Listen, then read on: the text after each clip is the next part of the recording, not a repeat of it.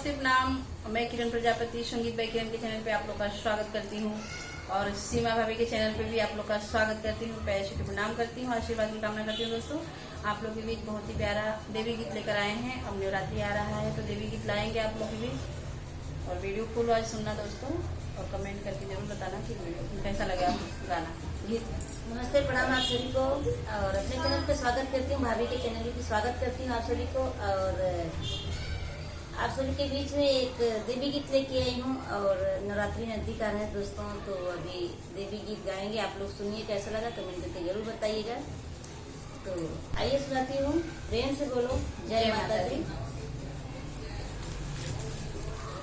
हमार नगरी हो हमार नगरी, कब अइबू हे मैया हमार नगरी, कब अइबू हे मैया हमार नगरी। हमार नगरी हो हमार नगरी, कब अइबू हे मैया हमार नगरी, कब अइबू हे मैया हमार नगरी। गैया के गोबरा से अंगना लिपई, मोतियन का मैया हम चौका पुरई। गैया के गोबरा से अंगना लिपई, मोतियन का मैया चौका पुरई। चरड़ा पखारब हमार बखरी, कब अइबू हे मैया हमार नगरी, कब अइबू हे मैया हमार नगरी। चरड़ा पखारब हमार बखरी, कब अइबू हे मैया हमार नगरी, कब अइबू हे मैया हमार नगरी।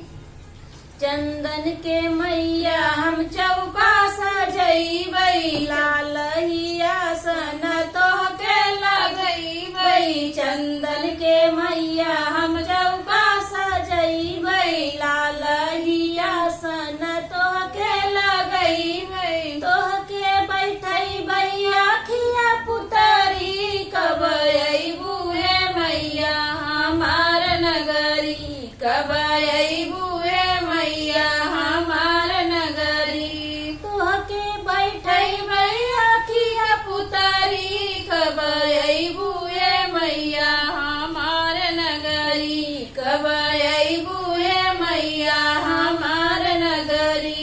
हमार नगरी हो हमार नगरी, कब अइबू हे मैया हमार नगरी, कब अइबू हे मैया हमार नगरी।